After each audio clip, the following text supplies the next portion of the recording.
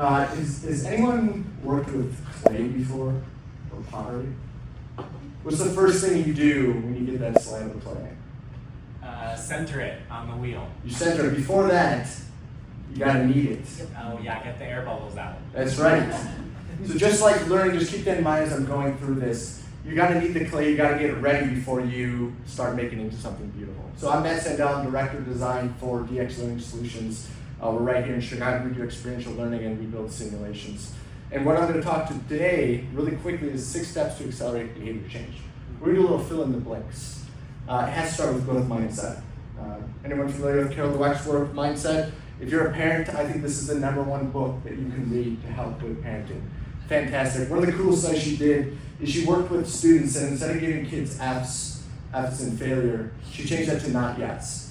You're not there yet. And what she found is that kids were not only more engaged, they actually scored higher than their peers.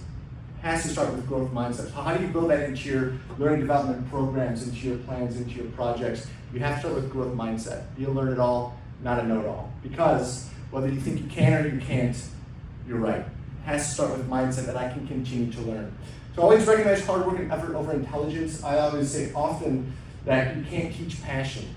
It's something innate. You might be able to coach it, inspire, and motivate, but passion is this innate something. In recruiting, find someone that has the passion because the goal will take care of itself. Make Your Bed in the Morning, great speech by William McRaven. If you've ever heard of him, he's fantastic. He found people that make their bed in the morning are 82%, they rate themselves as more productive than those that didn't. Celebrate successes, no matter how small they are, and eat the frog. Has anyone heard that before? I'm horrible at this. But eat the frog. Do the hardest task first because then the rest of your day is going to be a lot easier. There's going to be a lot of Delaware comments, which is one of my favorites. This is a little chicken before the egg, right? Well, I'm demotivated. Well, you don't work hard. Who's right here? Who should be the leader in this case? So growth mindset, the first 3 are going to be primers. This is something I don't think our industry does very well. That's kneading the clay, getting it ready to make it into something beautiful. Second one is self-awareness. Anyone know this statistic? And it shows it anyway. 95% of people think they are self-aware, when in reality, only 10 to 15% really are. Just thinking about this room, won't call anyone out here. That means a lot of us aren't as self-aware as we need to be. Tips and tricks, feedback is a key and a gift for excellence. Receive it with grace. What does that mean? That means when you get feedback, 2 words out of your mouth should always be thank you.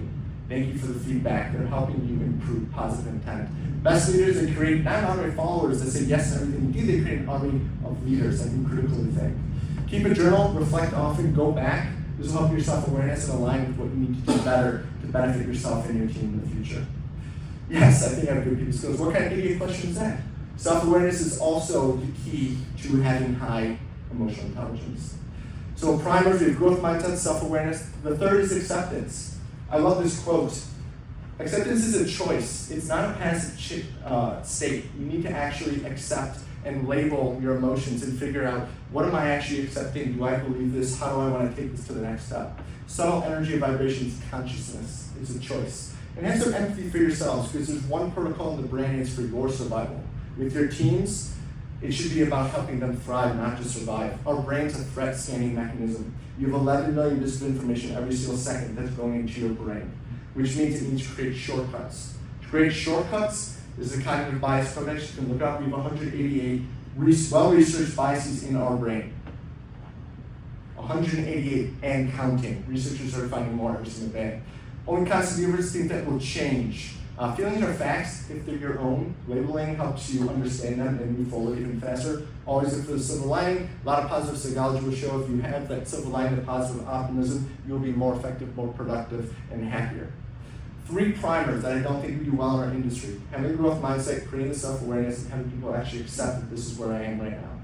This is what we do well, best practices. If someone comes up to you and says, hey, I want to learn about empowerment, how can I be a better coach? Oh, here you go, here's the best practice, just follow this. We don't prime them enough. We don't help them actually put that into practice. Best practices are great, and as practitioners, we need to really have empathy for those participants. Implement the best practices yourself. You come up with a course or a program, take it yourself, try to remove that filter and be as unbiased as possible.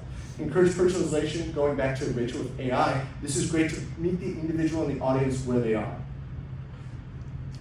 Just leave this quote out there because I think it's hilarious. If everyone's doing the best practices, they're not the best practices. Application. As we're a simulation company, we build experiences. It's important to build ecosystems where people feel safe to actually apply the material that they're learning. Knowing is not enough. People actually need to do it so they can create the right habits and reinforce the right positive behavior. Various settings, make sure you're doing it in various different places, whether that's remote, hybrid, or in person. Practice does not make perfect. Practice makes permanent. Preface your practice. We do this with clients all the time. Hey, this is an MVP, minimal viable product. We want to work this with you and we want feedback. And that builds a partnership. Last, reinforcement. This is key. I love this quote. We are what we repeatedly do. Excellence then is not an act, but a habit. How do we create habits? We reinforce. We ensure people are actually using these micro actions to get better. I'm a really bad flosser. Something that helped me is creating a cue. That means I put the floss on top of my toothbrush. Every single time I go brush my teeth, the floss is there. That's my cue to actually trigger a reward response and actually floss. I don't want to practice. I want to skip ahead to the part where I'm awesome. Don't we all? I'll leave this up here, just keeping in mind those first three. These are primers. This is something I don't think our industry does very well, to prime that learner, to be able to have that self-awareness, to be able to accept it, to be able to apply those great best practices that our industry does really well, and apply it in a safe setting where they can fail, and it's okay to take risks, and then reinforce that behavior consistently so it turns into a habit. Take a breath, Matt. Take a breath.